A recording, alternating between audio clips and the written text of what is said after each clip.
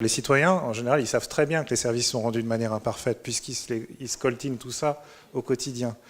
Mais c'est seulement quand l'administration commence à faire l'effort d'observer le service rendu et la façon dont les citoyens réagissent qu'elles vont prendre conscience de ces imperfections. Et ça, c'est seulement possible avec du numérique. On va commencer cette conférence par peut-être une petite introduction de nos invités. Honneur aux dames. Paola, je te laisse peut-être te présenter et dire ce que tu fais à l'Assemblée. Donc, je suis Paola Forteza, je suis députée des Français de l'Amérique latine et des Caraïbes. Je viens d'Argentine et j'ai toujours travaillé sur les questions liées au numérique et au pouvoir public. Donc, comment on peut utiliser le numérique pour moderniser l'action publique, pour ouvrir les institutions, pour associer les citoyens à la décision politique. Et donc, j'ai travaillé d'abord à Etalab, qui est la task force au sein de l'État français qui s'occupe de l'open data et du gouvernement ouvert. Et puis, j'essaye d'appliquer maintenant tout ce que j'ai appris dans cette merveilleuse équipe à l'Assemblée nationale. Donc, je mène tout un tas de projets qu'on pourra peut-être détailler. On va en parler en détail, ne t'inquiète pas. Nicolas. Alors bonsoir, merci d'être là. Je suis Nicolas, comme disait Zineb, je suis l'un des cofondateurs de The Family. Je travaille depuis 10 ans sur les questions de transition numérique avec différents angles. J'ai une formation à l'origine d'ingénieur en télécom, donc j'ai fait beaucoup d'informatique dans ma jeunesse. Ensuite, j'ai fait un long détour par la haute fonction publique, et notamment à l'inspection générale des finances, où j'ai passé plusieurs années à écrire des rapports pour le ministre des Finances sur des sujets complexes. Et l'un de ces sujets complexes qui m'est tombé dessus, pas tout à fait par hasard, à la fin de mes 4 ans à l'inspection des finances, c'était la transition numérique des filières culturelles. Et quand j'ai travaillé sur ce sujet-là, j'ai passé 6 mois à renouer avec le numérique, en fait, qui était une discipline que j'avais un peu laissée de côté pendant assez longtemps, en redécouvrant cette économie qui, après avoir pas mal balbutié, était en train de prendre son essor de façon très convaincante et très impressionnante. J'ai rencontré à l'époque beaucoup d'entrepreneurs, beaucoup d'investisseurs. J'ai raccroché ça à ce qui était l'un de mes grands centres d'intérêt, qui était la politique, et essayer de comprendre comment ça pouvait avoir un impact dans la politique. Et de fil en aiguille, je me suis laissé gagner par le numérique et j'ai fini par abandonner à la fois le monde de l'administration, le monde de la politique pour me concentrer sur travailler d'abord devenir moi-même un entrepreneur, échouer comme la plupart des entrepreneurs, et ensuite travailler avec les entrepreneurs en les soutenant et en les aidant à surmonter les obstacles ici à The Family. Et donc je fais ça depuis 10 ans, encore une fois, comme associé de The Family, avant ça comme entrepreneur. J'ai écrit beaucoup, j'ai écrit d'abord des rapports, ensuite des livres, aujourd'hui beaucoup d'articles en français, en anglais. Voilà, parce que je pense que c'est un sujet qui est encore trop mal compris. C'est un sujet dont on a besoin de prendre conscience de son importance, on a besoin de comprendre ce qui se passe, et une fois qu'on a compris ce qui se passe, on peut passer à l'action. Voilà. Et ces 3 étapes sont franchies dans un certain nombre de pays, et pour un certain nombre de personnes, mais dans un pays comme la France et dans un continent comme l'Europe, il y a encore beaucoup, beaucoup de travail. Merci beaucoup à tous les deux. Ma première question, c'est pour toi, Paola. Alors justement, tu as un parcours politique intéressant, parce que pour moi, c'est intéressant parce que tu n'as pas fait de politique avant, en fait. Et tu as commencé, tu as notamment travaillé chez Etalab. Et j'aimerais bien qu'on revienne un petit peu sur cette période passée chez Etalab, que tu nous expliques un peu plus ce que tu as fait. Et ma question, c'est est-ce que c'est à ce moment-là où tu t'es dit, tiens, on peut peut-être mettre un peu plus de citoyens dans le politique? Alors, j'avais déjà travaillé auparavant pour le gouvernement de la ville de Buenos Aires, où j'avais travaillé dans un lab d'innovation publique. Et c'est là que j'avais découvert le pouvoir de l'open data, le pouvoir de l'interaction avec les citoyens et avec les communautés techniques, notamment. Ça donne quoi, juste pour qu'on ait une image d'un lab dans une administration publique? Parce que moi, j'arrive pas vraiment à me l'imaginer. C'est toujours un open space. La première chose qu'on fait, c'est de décloisonner, de démolir les murs. Et puis, en fait, on a des administrations, disons des administrateurs et des gens qui ont des compétences techniques qu'on arrive à embarquer. Donc en général, c'est des gens assez militants, assez motivés, qui veulent contribuer à l'intérêt général et qui, disons, se disent que pendant quelques années, ils vont peut-être gagner un peu moins d'argent, mais qu'ils vont pouvoir avoir disons, retour de se sentir qu'ils contribuent à cet intérêt général. Moi, à Etalab, j'ai vraiment appris, disons, l'importance de échanger, collaborer avec la société civile, avec ces communautés techniques, et à quel point ça peut enrichir la politique publique, à quel point, en allant chercher les talents là où ils sont, on peut vraiment faire une politique publique de meilleure qualité. Quelques exemples. Par exemple, on a travaillé sur la base des codes postaux français. Et en fait, on a travaillé avec l'IGN et OpenStreetMap. L'IGN, c'est l'Institut géographique national. Okay, et donc l'idée, c'était de faire travailler une administration assez traditionnelle, assez top-down, avec une communauté complètement crowdsourcée. Et ça a donné vraiment quelque chose une base de données qui est devenue une infrastructure pour les politiques publiques beaucoup plus solide, beaucoup plus mise à jour que ce que pouvait créer l'État par lui-même. On a aussi travaillé, par exemple, sur OpenFisca. Donc, c'était l'idée de traduire tout le système fiscal français, qui est d'une complexité énorme, en code, pour après pouvoir brancher des services et des applications dessus. Et on a pu créer Mes Aides, qui est donc une plateforme où chaque citoyen peut aller chercher et trouver les aides auxquelles il a droit. Et donc, on peut lutter contre le non-recours aux droits avec ça. On a aussi travaillé, par exemple, sur une plateforme où on a cartographié toutes les civic tech en open source au niveau international, ce qui permettait vraiment de ne pas réinventer la roue chaque fois qu'on voulait faire une consultation, une pétition, un budget participatif. Et donc tout ça, on l'a crowdsourcé à travers des hackathons, à travers des appels à contribution. Et donc vraiment, cette collaboration entre les citoyens, les communautés techniques et les administrations crée de la magie, disons. Ça, je veux bien te croire. Nicolas, est-ce que tu pourrais revenir sur le concept de la multitude qu'on connaît bien chez De Family et qui, pour moi, explique assez bien peut-être la crise actuelle, notamment avec les Gilets jaunes et pas que. Alors oui, avec plaisir. La multitude, c'est un concept qu'on a... Je ne dirais pas qu'on a forgé, mais qu'on a cristallisé avec mon ami et co-auteur Henri Verdier en 2012. Henri que Paula connaît bien, puisqu'elle a travaillé avec lui il y a plusieurs années. Et quand on a publié un livre qui s'appelle L'âge de la multitude, alors je reviens un peu sur le contexte. Donc à l'époque, Henri et moi, on était tous les deux entrepreneurs. On était à la tête de 2 startups qui vivotaient et qui se développaient tant bien que mal.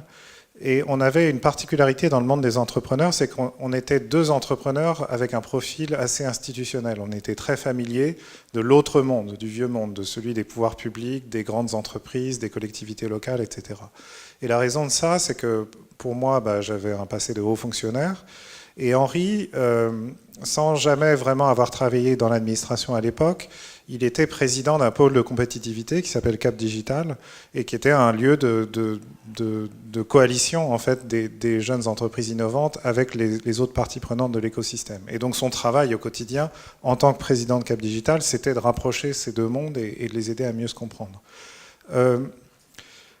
Et ayant ce profil atypique dans le monde des entrepreneurs, Henri et moi, on a tous les deux fait le constat que ces 2 mondes ne se comprenaient pas. Le monde des entrepreneurs et le monde, disons, institutionnel. Et ça allait dans les 2 sens. C'est-à-dire, le monde institutionnel regardait les entrepreneurs un peu de haut en disant « comme c'est sympathique, ces petits jeunes qui s'occupent en attendant de trouver un vrai emploi ». Et donc ces gens-là avaient un problème fondamental, c'est qu'ils ne prenaient pas au sérieux les petites startups que tous ces gens étaient en train de créer. Ils ne voyaient pas le rapport entre ces petites startups et ce qu'elles pouvaient devenir, c'est-à-dire des très grandes entreprises numériques dominant leur marché à l'échelle mondiale. Personne n'avait conscience que Google, Apple, etc. étaient d'anciennes startups et étaient des startups il n'y a pas si longtemps que ça.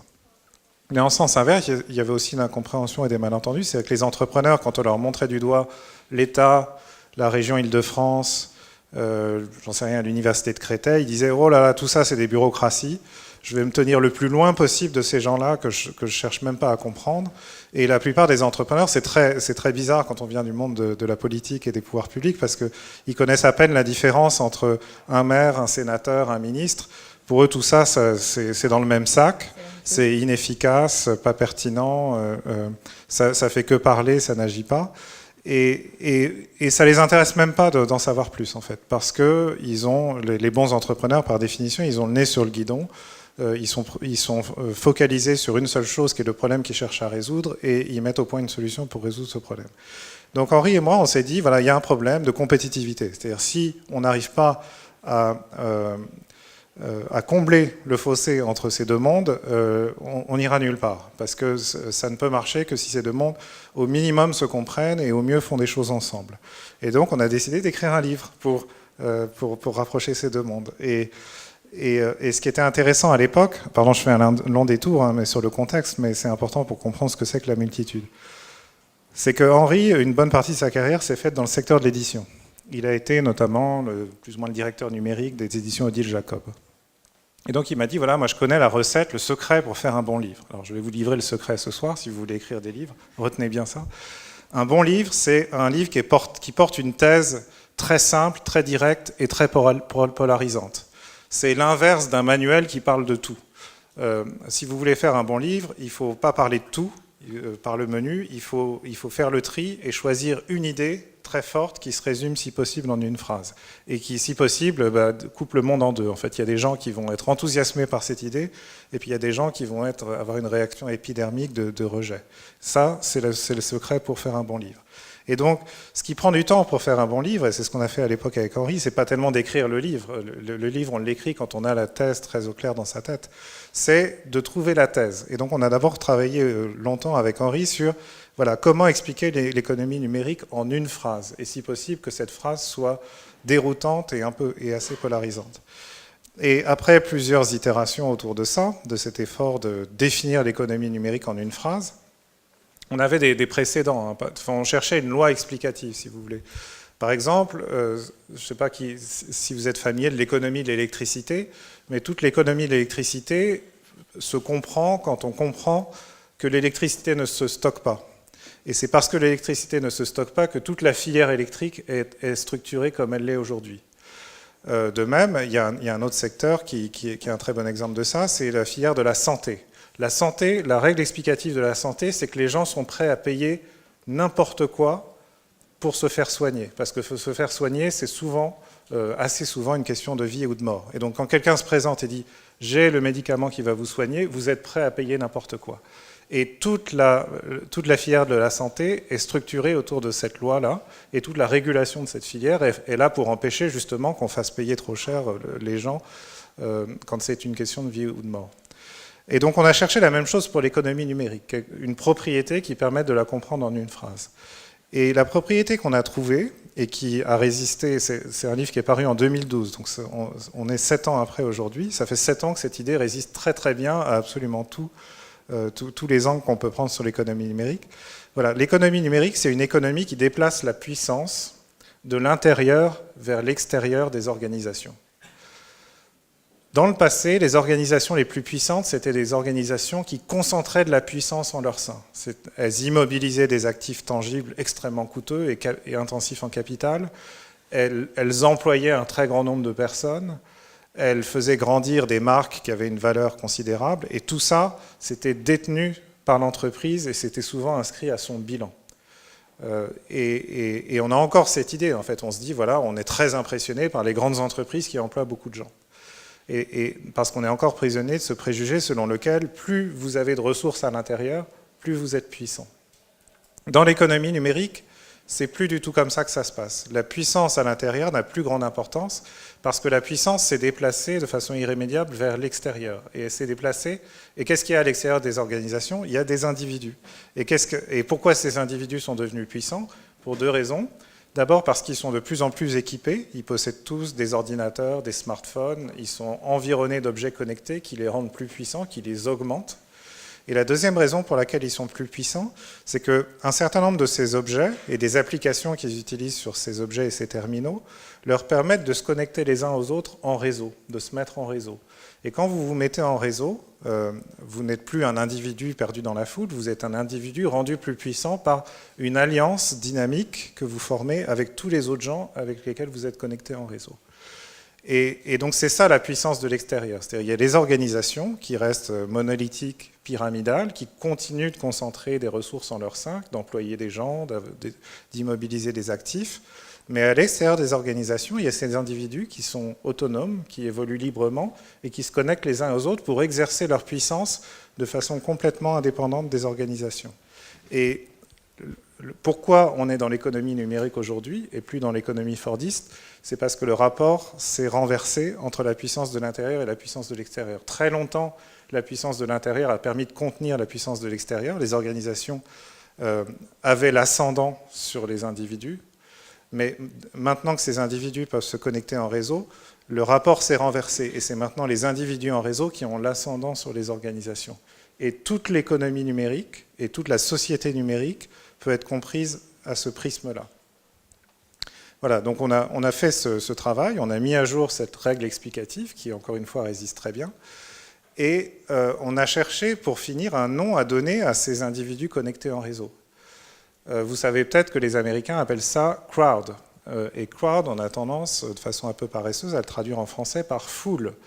Or ce n'est pas une traduction très fidèle, en fait, parce que la foule, en français, ça a une connotation... la foule, c'est désorganisé, ça s'emporte, c'est destructeur, en fait. C'est quelque chose dont il faut se méfier, qu'on essaie de tenir à distance. Et c'est quelque chose qu'en réalité, les Américains traduisent plutôt par « mob ». Au lieu de crowd. Et donc on s'est dit la foule ça ne convient pas, et donc on a cherché un autre mot et allant à travers un certain nombre de livres et d'ouvrages et la pensée d'un certain nombre d'auteurs, on a fini par tomber sur ce philosophe néo-marxiste italien qui s'appelle Antonio Negri et qui utilise ce concept de multitude pour décrire justement les mutations de la classe ouvrière. Il disait hier la classe ouvrière c'est une classe monolithique unifiée par une culture commune. Aujourd'hui, les individus, les travailleurs, sont plus unifiés par cette culture commune des ouvriers de l'industrie. Ils sont éparpillés, très individualistes, mais en même temps enclins à se connecter les uns aux autres, et il appelle ça la multitude. Voilà. Donc on a décidé d'emprunter le terme à un marxiste, la multitude, pour décrire ces individus connectés en réseau dont la puissance augmente de façon exponentielle à mesure qu'ils sont de plus en plus connectés, et dont la puissance dépasse depuis plusieurs années maintenant celle de la plupart des grandes organisations. Il y a peu d'organisations dont la puissance est supérieure à celle de la multitude. Et les organisations qui s'en sortent aujourd'hui dans cette économie, c'est des organisations qui ont compris le renversement du rapport de force. C'est-à-dire qui ont compris que l'enjeu n'était plus d'immobiliser des ressources en leur sein. L'enjeu, c'était de capter la puissance de l'extérieur. Et comment on capte la puissance de la multitude? On la capte en s'alliant avec elle, en lui proposant quelque chose, en échange de quoi on peut canaliser sa puissance pour remplir des objectifs, atteindre des objectifs d'intérêt général, ou bien réaliser des bénéfices, ou renverser des montagnes, résoudre des problèmes, etc. Voilà. Et ça, c'est l'art que maîtrisent les entrepreneurs. Les entrepreneurs de l'économie numérique, c'est des gens qui ont compris que la puissance était à l'extérieur, qui créent des applications pour capter cette puissance et qui font alliance avec la multitude parce que tout le monde s'y retrouve. Les entrepreneurs parce qu'ils font grandir leurs entreprises et la multitude parce que ces entreprises résolvent pour eux un problème. Donc en fait, on crée une alliance avec la multitude dans n'importe quel secteur en améliorant la qualité du service. Donc, par exemple, Apple, on voit bien qu'ils sont très forts là-dedans, mais plusieurs autres entreprises numériques. Et justement, cette amélioration de la qualité du service, ou en tout cas cette écoute de l'utilisateur dans un cas ou du citoyen dans l'autre, Paola, tu es l'une des pionnières là-dedans parce que tu es Enfin, pour moi, justement, tu représentes l'une des élus au niveau national qui essaye de mettre en place ça, avec justement ton Parlement ouvert. Je sais que tu as mis ça en place au niveau de l'Assemblée à Paris, aussi peut-être dans ta circonscription. Est-ce que tu peux nous en parler un peu plus? Parce que je pense que c'est une initiative qui mérite d'être d'abord saluée et mieux connue. Donc oui, cette idée de Parlement ouvert, c'est un peu la suite logique de l'idée du gouvernement ouvert qu'on a porté à Etalab en travaillant de façon internationale avec l'OGP, l'Open Government Partnership, et qui justement cherche à s'appuyer sur la multitude pour renforcer les politiques publiques, pour vraiment faire que l'action publique soit plus légitime et plus puissante. Donc nous, au niveau du Parlement ouvert, ce qu'on essaye de faire, c'est déjà de travailler à la transparence de tout ce qu'on mène au niveau politique, au niveau de l'Assemblée. Donc moi, par exemple, je mets tous mes comptes en ligne en open data pour que chacun puisse voir ce que je dépense sur mon IRFM, sur mes frais de mandat. Je mets tout mon agenda aussi en open data pour que les gens puissent comprendre ce que je fais jour après jour. Qu'est-ce que c'est que d'être député au jour le jour? Voilà, exactement. Pour qu'après, quand on voit l'hémicycle vide, on se rende compte que pas à la plage. Voilà, le mandat de député est aussi celui d'être en circonscription, et aussi celui de travailler sur le fond, et aussi celui de mener des auditions, de rencontrer des acteurs. Et puis après, j'œuvre aussi à l'ouverture de l'Assemblée en tant que lieu, en tant qu'espace. Donc j'organise tous les vendredis ce que j'appelle un bureau ouvert. Et donc l'idée, c'est d'inviter n'importe quel citoyen, n'importe quel porteur d'initiative en lien avec la civic tech, la transparence, la participation, pour qu'ils viennent travailler avec nos équipes, avec différents parlementaires, avec les administrateurs de l'Assemblée, pour pouvoir mettre en place des outils pour justement réintégrer le citoyen dans la décision politique. Mais comment ça se passe? Donc demain, moi je vais sur ton site. Oui. Je m'inscris, je dis que je veux venir à l'Assemblée. Voilà. Et je viens.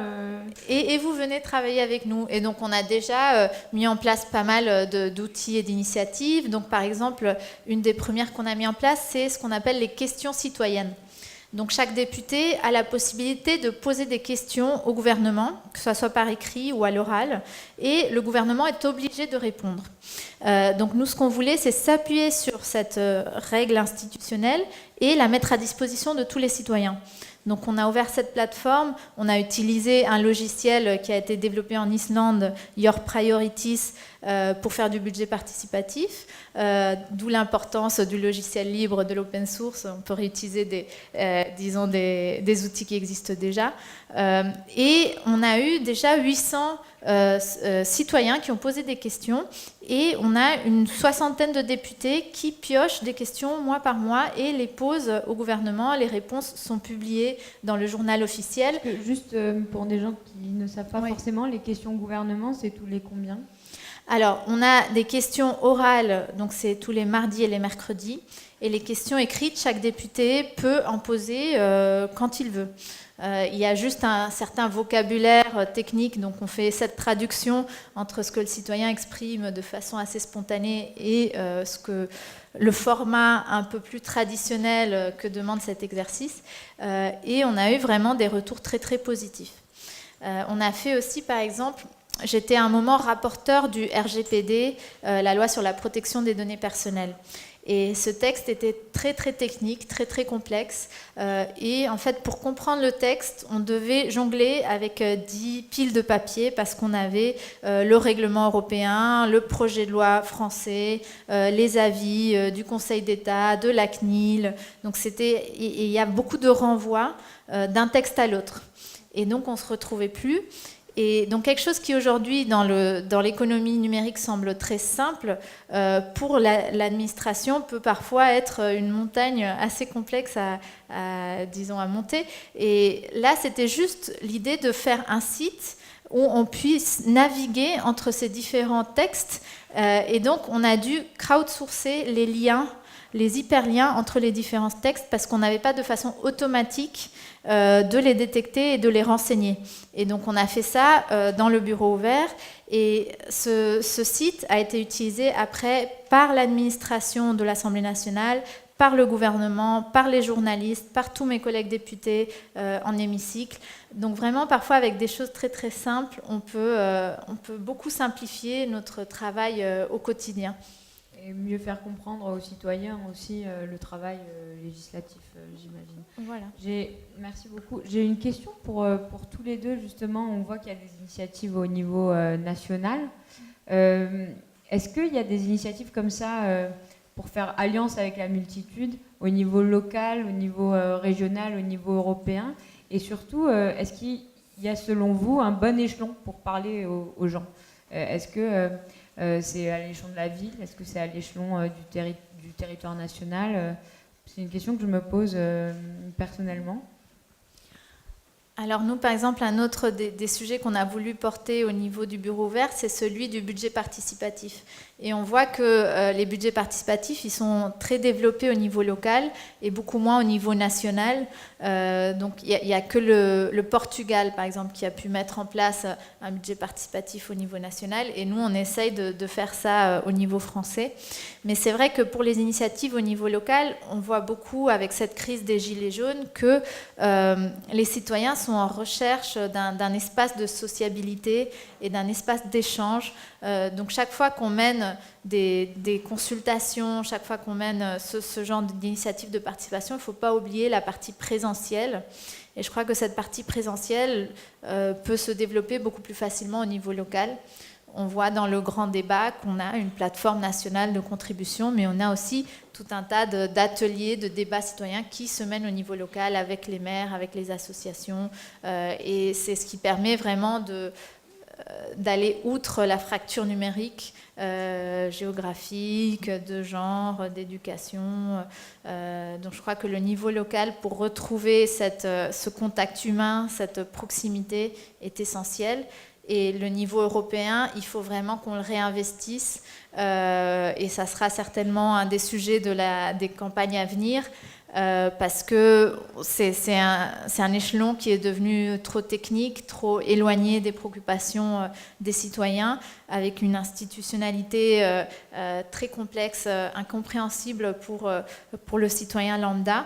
Il y a des initiatives de participation au niveau européen, des sites de pétition, des sites de consultation, mais les citoyens ne s'emparent pas de ces espaces. Donc il faudra vraiment qu'on travaille là-dessus dans les prochaines années. Nicolas En fait, moi, ce qui me frappe sur ces sujets-là, c'est qu'il y a quand même très souvent un malentendu sur ce que c'est que interagir avec la multitude et capter sa puissance. Les gens, et c'est notamment le cas dans le monde des pouvoirs publics, pensent que la première chose à faire, c'est de tendre un micro aux gens et les inviter à prendre la parole. Alors, ça se comprend quand il s'agit d'élaborer des règles, d'élaborer la loi, parce que c'est par nature une activité qui est délibérative, qui repose sur l'interaction verbale. Et impliquer les citoyens dans cet exercice-là, ça consiste à leur faire prendre part à ces délibérations d'une manière ou d'une autre. Mais la différence entre ça et ce que font les entrepreneurs, elle est assez fondamentale. Les entrepreneurs, ce qui fait leur force, c'est qu'ils n'ont même pas les moyens. Enfin, ils connaissent. Un entrepreneur, encore une fois, cherche à résoudre un problème. S'il cherche à résoudre un problème, c'est qu'en général, il a observé dans son entourage ou lui-même qu'un certain nombre de gens éprouvaient ce problème, étaient confrontés à ce problème. Donc il a un certain nombre de personnes à qui poser des questions pour se mettre à leur écoute. Mais il ne peut pas faire ça à très grande échelle, c'est-à-dire au-delà de son cercle, son entourage immédiat, il n'y a pas vraiment de gens au-devant de qui il peut aller pour les faire parler et essayer de mieux comprendre leur situation et de voir en quoi ils pourraient contribuer. C'est pour ça que la première interaction entre un entrepreneur et la multitude, c'est rarement une interaction verbale, c'est une proposition de design. C'est ça le savoir-faire des designers, c'est qu'ils savent créer une première version d'un produit qu'ils mettent entre les mains d'un utilisateur et là, la communication commence, parce que l'utilisateur s'empare du produit, et avant même de dire quoi que ce soit, il va d'abord chercher à utiliser le produit. Et la façon dont il va l'utiliser va révéler énormément sur est-ce que ce problème existe bien, est-ce que le problème est bien compris, est-ce que le produit est conçu, est une bonne solution à ce problème, est-ce qu'il y a des frictions, des imperfections qu'il faut corriger. Parfois, ces imperfections vont être exprimées verbalement, mais très souvent, c'est simplement dans l'observation de l'utilisateur, utilisant son application ou son produit, qu'on va prendre conscience des besoins non satisfaits et de la contribution potentielle de la multitude à créer un meilleur produit.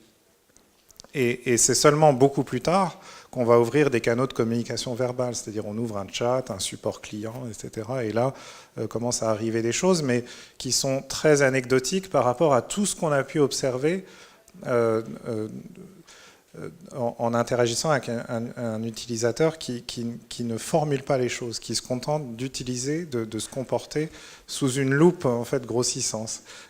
Et c'est ça que permet le numérique. Le numérique, il permet d'observer les gens en train d'utiliser un produit. Alors on pourrait se dire, bon, ça va avec un certain nombre de problèmes, c'est-à-dire ça porte parfois atteinte à la vie privée, mais c'est ça la grande force du numérique. Comment on pourrait faire ça au niveau des citoyens qui voudraient participer au débat?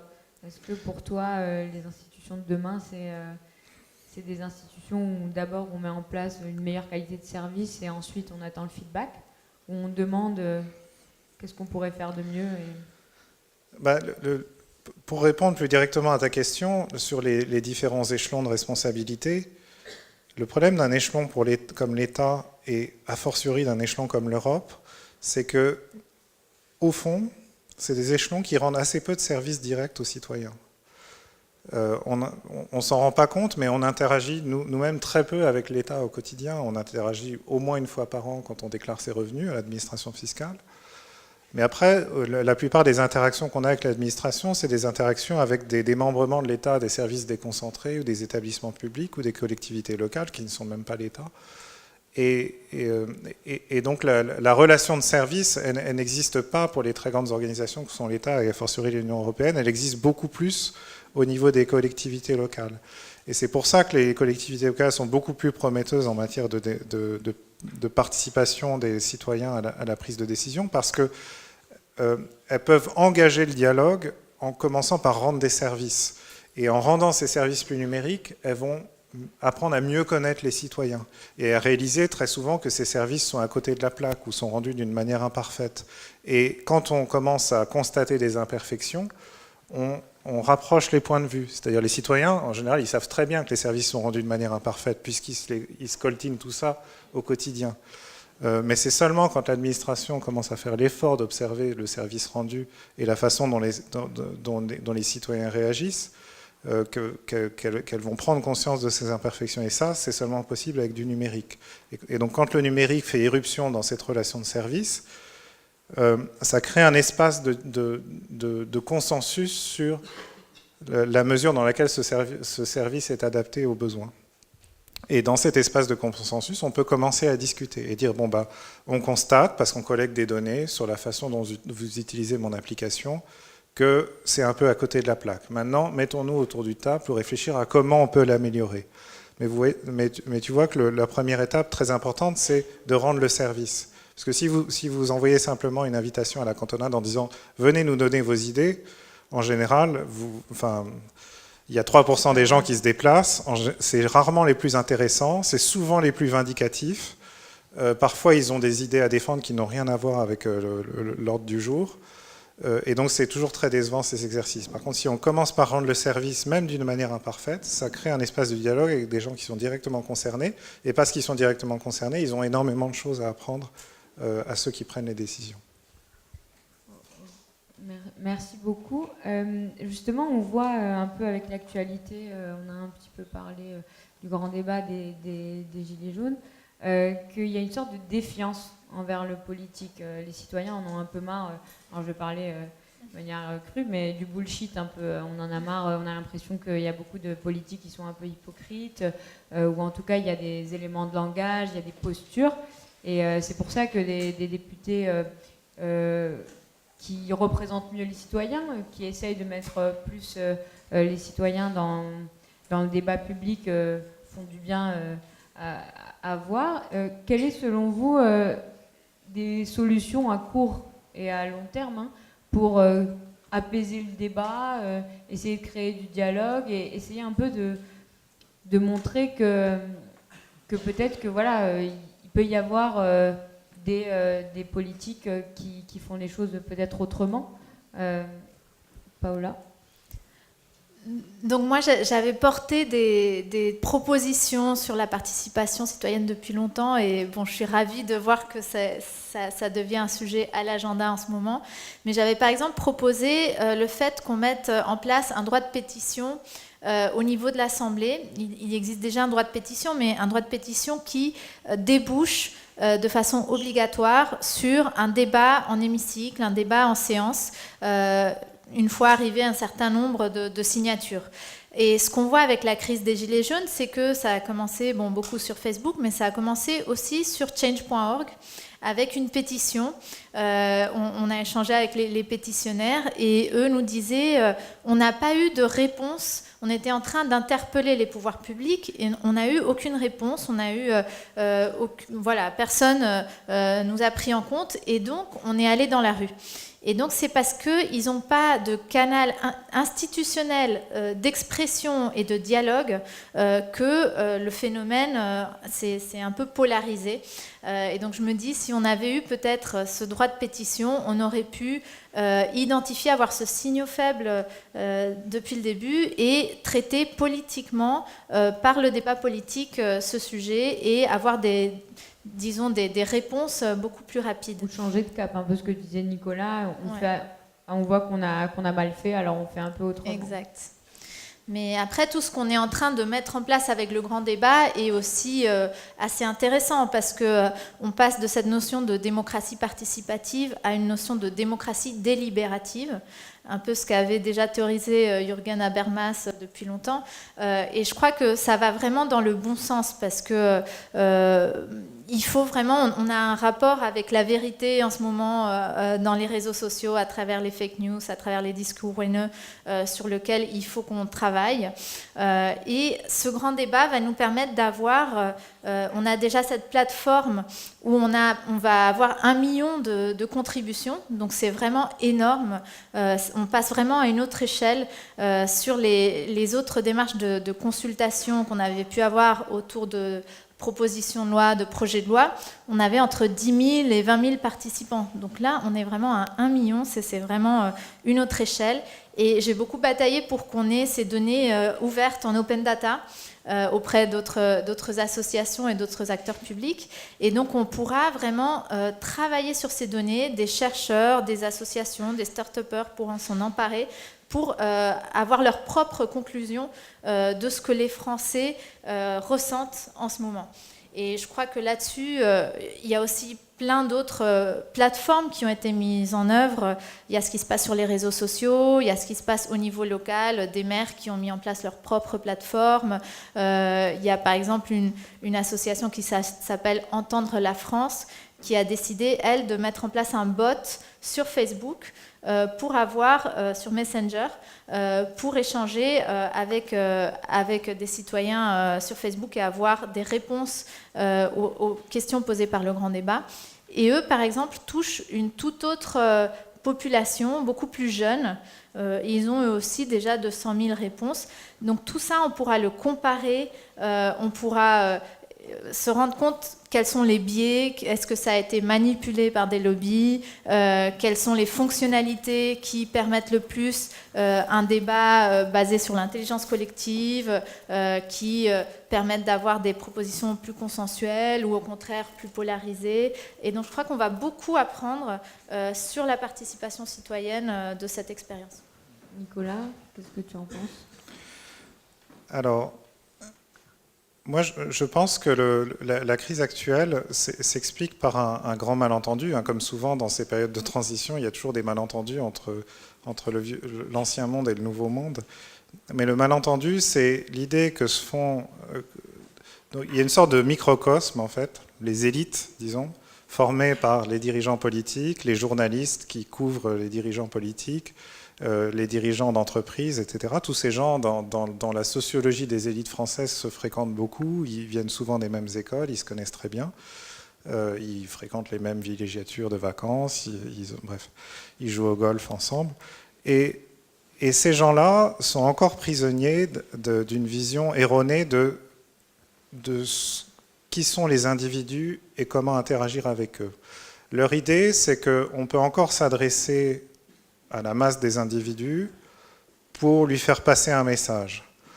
Ou bien quand la masse des individus est en colère et que les gens se rassemblent devant les palais nationaux, on peut encore paraître au balcon, leur faire un beau discours et les subjuguer avec un beau discours qui va les apaiser et les faire rentrer chez eux avec un peu plus de sérénité. Et ça n'existe plus parce que précisément, la puissance s'est déplacée de l'intérieur vers l'extérieur. Et la puissance de l'extérieur, c'est ce qui transforme la masse en multitude, c'est la capacité à produire sa propre information et à la faire circuler à toute vitesse. Et donc, alors, pour prendre conscience de ça, je ne sais pas qui d'entre vous a vu le film de Robin Campillo qui s'appelle 120 battements par minute, sur l'histoire d'Act Up. Vous pouvez lever la main, ceux qui l'ont vu. Donc, beaucoup de gens l'ont vu. Près la moitié. Alors, si vous voyez ce film, vous prenez conscience à quel point la puissance s'est déplacée.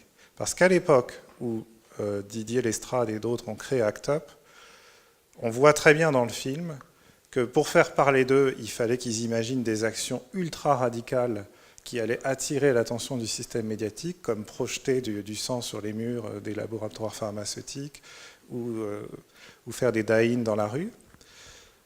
Pour mobiliser, intéresser des nouveaux militants, il fallait sillonner Paris pour coller des affiches dans les rues, des affiches qui par ailleurs étaient souvent enlevées. Donc c'était un effort de tous les jours, il fallait pour être identifié, il n'y avait pas de groupe Facebook à l'époque, on ne pouvait pas pousser un message sur Facebook. Pousser un message, si les journalistes ne voulaient pas en parler, ça voulait dire coller des affiches dans tout Paris. Et ça demandait une main-d'œuvre et beaucoup de temps et beaucoup d'énergie. Et la troisième chose qu'on voit dans le film, c'est que même quand ils veulent se réunir, là vous êtes tous venus parce que vous êtes inscrits sur Eventbrite, vous avez entendu parler de cet événement sur Facebook, sur Twitter, sur Instagram, que sais-je. Mais à l'époque, il n'y avait pas tous ces moyens-là. Et donc comment ils remplissaient les salles quand ils faisaient des réunions? Ils faisaient des chaînes téléphoniques, c'est-à-dire chacun appelait 10 amis, demandait à chaque ami qui voulait venir d'en appeler 10 autres, etc. Et avec ça, on finissait par avoir une profondeur qui garantissait qu'il y aurait un certain nombre de gens dans la salle. Voilà, donc tout ça, ces frictions, ces problèmes, ces obstacles n'existent plus. Désormais, c'est très facile de partager de l'information, d'informer, de donner rendez-vous aux gens pour qu'ils se retrouvent tous à un même endroit. Et tout ça, ça se passe de façon dynamique et en temps réel, même quand le roi paraît au balcon et fait son discours. Et donc le grand malentendu, c'est ça, c'est que l'élite pense que les discours vont subjuguer et apaiser la foule. Ce qu'ils ne voient pas, c'est que la foule est devenue une multitude et que pendant qu'ils parlent, les gens sont déjà en train de commenter, d'objecter, de préparer le coup d'après, etc. Et du coup, il faudrait quoi comme nouvelles institutions ou nouvelles façons de faire La seule façon de s'en sortir dans cet univers où la production et la distribution de l'information n'est plus le monopole des grandes organisations, c'est pour ces organisations, qui sont des institutions qui doivent rester pérennes, hein, on parle de l'État, on parle des collectivités locales, on parle du Parlement, c'est de se mettre en situation d'interagir en résonance avec la multitude. Et comment on fait ça? On ne le fait pas en s'adressant à elle depuis un balcon. On le fait en s'immergeant dans cet immense réseau qui se recompose de façon dynamique en permanence. Et ça se fait pas. Ça peut pas. Enfin, on ne peut pas le faire tout seul d'en haut. Je pense, pour faire vite et pour caricaturer un peu, que l'un des problèmes qu'a l'administration aujourd'hui, et l'État en particulier, c'est que c'est une organisation qui ne s'exprime que par le haut. Il y a très peu de gens qui sont autorisés à parler au nom de l'État. Il y a le président de la République, il y a le Premier ministre, il y a chaque ministre en ce qui concerne ses attributions. Et puis il y a des porte-paroles parfois dans les ministères, mais qui sont en général complètement tenus par des éléments de langage duquel ils n'ont pas du tout le droit de dériver. Comment la multitude ne peut pas interagir avec ça? parce que la bande passante de la personne qui s'exprime est beaucoup trop faible pour pouvoir se mettre à l'écoute de chaque individu et suivre en temps réel la façon dont l'information circule dans ce réseau d'individus. Et donc moi je pense que la seule façon pour l'État de retrouver de l'ascendant ou à tout le moins de canaliser la colère de la multitude, c'est de se décentraliser pour devenir beaucoup plus sensible en fait. Et donc si je tire le raisonnement, je l'ai déjà fait plusieurs fois, je l'ai écrit, etc. Mais c'est chaque fonctionnaire devrait être présent sur Twitter, disponible pour être interpellé et capable de répondre. Avec sa casquette de fonctionnaire, pas avec sa casquette de fonctionnaire.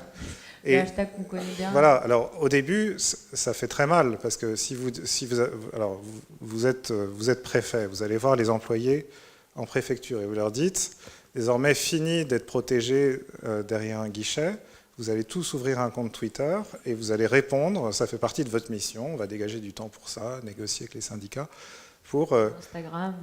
Voilà, et une partie de votre mission essentielle va être de répondre aux interpellations des citoyens et puis de devenir de plus en plus actif, c'est-à-dire ne même pas attendre d'être interpellé, de pousser de l'information sur comment faire les bonnes démarches, quelle est l'actualité, etc.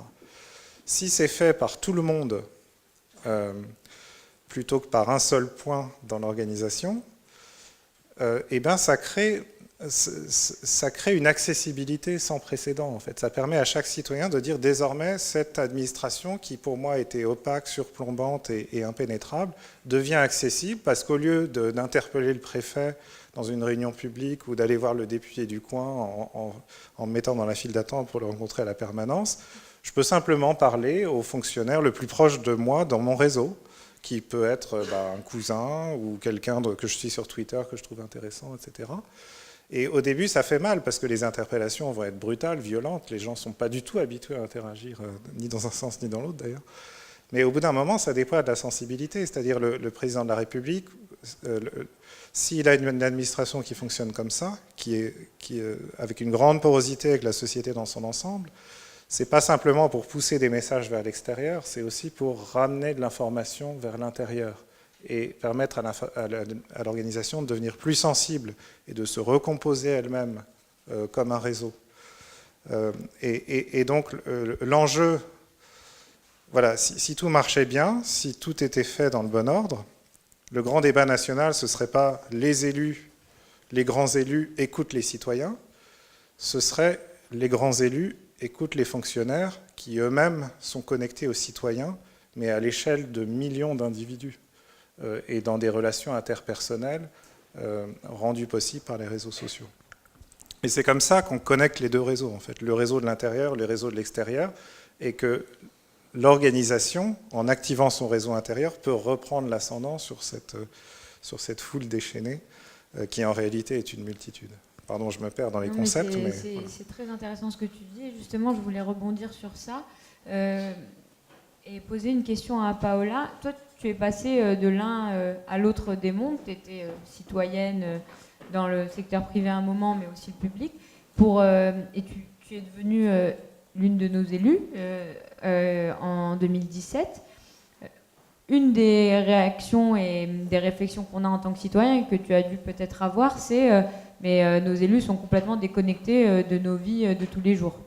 Toi qui es passé de l'un à l'autre des deux mondes finalement assez récemment, qu'est-ce qui fait qu'au jour le jour on a cette impression nous, et est-ce que justement tu sens qu'il y a cette possibilité assez facile de se déconnecter du monde, du peuple ou de la multitude maintenant? C'est vrai que, disons, le travail à l'Assemblée peut facilement déconnecter parce qu'on est très pris, on a ces séances de nuit qui prennent beaucoup de temps. L'Assemblée, c'est comme un village qui même physiquement est très fermé. C'est pour ça que je fais l'effort d'ouvrir le bureau pour qu'il y ait vraiment D'ailleurs, vous êtes les bienvenus vendredi prochain à l'Assemblée. Voilà. Mais moi, je crois que la seule façon de garder le contact, c'est de garder la proximité. Donc, je ne sais pas si je suis d'accord avec l'idée que les élus doivent passer par les fonctionnaires pour être poreux avec la société. Je crois que les élus doivent avoir un lien direct avec les citoyens. Et je crois aussi que les élus ont un rôle de contrôle envers l'administration. Donc, ils doivent aussi garder cette distance. Mais je crois que... Par exemple, sur le grand débat, ce qui est intéressant, c'est qu'on voit ce million de contributions qu'on aura et on a vraiment du mal, par exemple, à en faire la synthèse. Parce que c'est voilà, des millions de données, on ne sait pas comment les traiter, donc on commence déjà à mobiliser des data scientists, des gens qui vont faire du text mining, on commence à se dire comment est-ce qu'on fait émerger les propositions les plus intéressantes. Donc il y a par exemple une plateforme qui a été lancée pour faire des annotations et pour taguer en fait les contributions pour en faire émerger les propositions les plus intéressantes qui pourraient après être traduites en politique publique, etc. Moi, je crois que c'est toutes ces technologies qu'on doit mettre au point et on pourra le faire qu'à travers l'expérimentation, le test et la comparaison entre les différentes initiatives pour être vraiment à l'écoute, presque en temps réel, de ce que ressentent les citoyens, de ce dont ils ont besoin. Mais c'est vrai qu'on a encore du mal, parfois même... On voit beaucoup de citoyens s'expriment sur les réseaux sociaux, sur Facebook, sur Twitter. Est-ce que vraiment le pouvoir public doit aller sur ces réseaux-là pour échanger avec les citoyens? C'est une question qui mérite d'être posée. On voit par exemple cette association dont je vous parlais, Entendre la France, qui fait le grand débat sur Facebook. Ils arrivent à toucher plus de jeunes, mais bon, on passe quand même par une entreprise américaine qu'on a encore du mal à réguler, qui n'est pas du tout totalement ouverte sur ses données, sur ses algorithmes. Donc voilà, il y a beaucoup de questions qui se posent et je crois que il y a vraiment un espace pour que les civic tech, et on a vraiment une communauté assez bouillonnante en France, disons, monte en compétences et puisse proposer des espaces de dialogue direct entre les citoyens et les responsables politiques, entre les citoyens et les fonctionnaires, sans nécessairement passer par les réseaux sociaux, par les Google, par les Facebook. J'ai une dernière question pour vous deux et après je vais peut-être laisser la parole au public. J'ai monopolisé la conversation. Est-ce que justement à l'ère du numérique, des réseaux sociaux et peut-être qu'on peut trouver d'autres manières de parler sur Internet aux citoyens, est-ce que c'est pas un peu l'avènement d'une nouvelle forme de politique où en fait justement comme il y a la multitude et les citoyens connectés en réseau, on peut tout de suite donner notre avis et sur une vidéo ou sur une prise de parole d'un politique, on va dire non mais arrête tes éléments de langage, justement arrête le bullshit dont je parlais tout à l'heure. Et je prends l'exemple de Trump quand il a été élu. Alors tout le monde se disait, enfin tout le monde, les médias et les sondages, c'est sûr qu'Hillary allait gagner. Et en fait, il a été élu et ensuite beaucoup de personnes se sont dit, même si je ne crois pas du tout en ce qu'il dit, enfin, c'est pas du tout mes valeurs, je préfère voter pour lui, au moins il dit ce qu'il pense, ou en tout cas il a l'air de dire ce qu'il pense, plutôt que voter pour Hillary qui a une posture de politique, enfin, dans malheureusement le mauvais sens du terme. Et justement, cette notion de sincérité, ou en tout cas le fait de paraître sincère, alors on a Trump, mais on a aussi... Alexandria Ocasio-Cortez, peut-être que Nicolas, tu peux en dire quelques mots, c'est la nouvelle grande star politique aux États-Unis qui est dans l'hyper-sincérité, enfin en tout cas dans cette posture-là sur les réseaux sociaux. On a l'impression que limite c'est une amie à nous qui est devenue élue et qui nous explique la fiscalité en mangeant des ramen sur Instagram, quoi. Enfin, on la voit en pyjama. Je sais pas si vous êtes un peu... vous connaissez Alexandria Ocasio-Cortez, mais franchement, si vous la connaissez pas, regardez son Instagram ou son Twitter, c'est assez drôle. Et puis, du coup, on a vraiment l'impression de pouvoir comprendre, quoi. Le jour où elle a été élue, elle s'est prise en selfie, en vidéo, et elle nous a dit, bon, je suis élue, on va voir ensemble ce que ça veut dire. Et c'est ça en fait, cette nouvelle, peut-être ce nouveau comportement que les gens aujourd'hui veulent peut-être. J'aimerais bien votre avis sur ça. Est-ce qu'il n'y a pas cette nouvelle façon de faire de la politique qui va totalement faire perdre toutes les autres méthodes? Nicolas? Alors, je pense qu'à partir du moment où les gens sont équipés et connectés, où les individus forment une multitude, la meilleure manière d'interagir avec eux, c'est l'authenticité et la sincérité. Parce qu'il faut que ça sonne juste, il faut que ce soit humain. Et c'est ça qui crée la relation. C'est comme ça que se forment les réseaux. C'est parce que les gens rentrent en résonance, ils activent leur corde sensible respective, et se sentant en résonance, ils sont prêts à faire des choses ensemble. Et c'est comme ça qu'on s'immisce dans un réseau. C'est en rentrant en résonance avec quelques nœuds du réseau pour trouver la bonne fréquence qui va permettre d'influer sur ce réseau. Ce qui est intéressant dans la période récente, c'est de voir la progression qu'on a faite de Obama à Trump et les façons en fait assez différentes dont ils ont utilisé le numérique pour faire campagne. Obama était vraiment à la charnière entre ces deux mondes, c'est-à-dire il est arrivé vraiment par surprise en 2008 dans un monde politique qui faisait encore de la politique à l'ancienne, c'est-à-dire avec une parole extrêmement maîtrisée, toujours revue plusieurs fois par des professionnels qui lissaient chaque mot, testaient dans des focus group pour être sûr qu'on ne dise pas une chose de travers, parce que la moindre chose de travers, dans l'économie de masse, a des conséquences catastrophiques. En fait, si vous dites une chose de travers, ça va faire la une des journaux qui vont projeter à l'ensemble, au monde entier, une image défavorable de vous et vous vous en remettez jamais.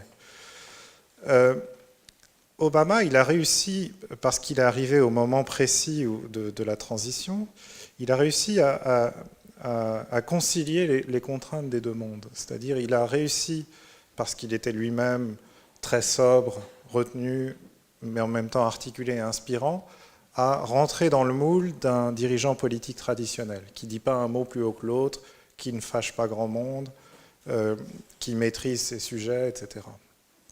Mais en même temps, il a déployé tout cet extraordinaire dispositif en 2008 et encore plus en 2012 pour actionner la multitude de tous ceux qui le soutenaient.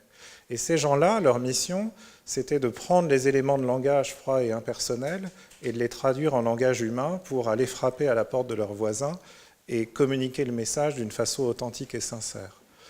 Et ensuite, on arrive à Trump, et ce qu'a compris Trump, c'est que cette façon de diffuser l'information était devenue tellement puissante qu'il n'y avait même plus besoin de retenir des points d'appui dans l'ancien monde. Et donc Trump, au lieu d'être maîtrisé et d'être contrôlé et de déléguer à ses militants le soin de traduire ce qu'il disait en langage humain, il a décidé d'employer lui-même ce langage humain et d'arroser tout le monde, en fait, d'un seul coup, avec son compte Twitter. Et évidemment, l'effet de résonance a été extrêmement puissant, parce que les gens ont dit « Enfin, quelqu'un qui me parle comme me parlent les gens autour de moi, y compris les militants qui viennent frapper à ma porte, mais d'en haut. » Et donc, l'effet d'entraînement a été absolument considérable. Et la raison pour laquelle il a survécu à ça, à toutes les horreurs qu'il a proférées en étant authentique et sincère, c'est qu'en faisant ça, il a capté la puissance de l'extérieur qui l'a protégé contre les phénomènes de rejet récurrents qu'il y a eu de l'ancien monde, en fait. Et donc, ça ne veut pas dire que pour faire la même chose que Trump, il faut forcément exprimer des sentiments racistes et proférer des insultes et faire des fautes d'orthographe. On peut être sincère et authentique avec des sentiments meilleurs et des intentions plus nobles et des mots plus respectueux. Mais en tout cas, c'est juste qu'il est le premier, un peu par accident, à avoir expérimenté ça. C'est-à-dire, je m'exprime en langage humain, non pas par l'intermédiaire d'une armée de militants connectés en réseau, mais directement en utilisant les mêmes outils. Et ça, ces politiques-là, on n'en a pas encore beaucoup comme ça. Et ceux qu'on a, en général, ne sont pas les plus recommandables. Mais c'est vrai qu'on voit par exemple ce qui s'est passé avec mon collègue Joachim Saint-Forget, qui, voilà, de façon très polémique, s'est aussi lâché sur les réseaux sociaux. Et on voit que les citoyens sont, comme on se disait quand on a pris un café il y a quelques mois, il y a une certaine prime à l'authenticité, une prime à la sincérité, qui fait que tout de suite, il a eu je ne sais pas combien de followers en plus, et qu'il a fait la une des journaux, etc. Mais je crois qu'il faut aussi qu'on... Tu parles de la multitude de façon très positive, et moi aussi j'ai expérimenté ça dans mes expériences professionnelles, mais on commence à voir de plus en plus aussi un côté négatif de la multitude ou des effets de foule sur les réseaux sociaux. Donc on voit les fake news, on voit les propos haineux, et c'est vrai qu'il faut qu'on commence à maîtriser un peu ces effets-là. On commence vraiment à travailler dessus. Donc, on a eu un texte de loi à l'Assemblée qui a, voilà, c'est pour et c'est contre. Est-ce que c'est une question de responsabilité individuelle? Je ne crois pas que ça soit que ça. Il faut aussi, il y a des effets liés aux algorithmes, au business model des plateformes, des effets liés à une certaine riposte un peu démocratique peut-être qu'il faut mettre en place en se basant sur les fact-checkers, en se basant peut-être mettre en place des bases de données de fake news sur lesquelles on pourrait brancher des applications, etc. Je crois vraiment que c'est un enjeu sur lequel il faut qu'on travaille si on veut garder ces espaces et pouvoir faire levier sur la multitude de façon saine et positive et constructive pour la politique. Merci beaucoup d'être venu.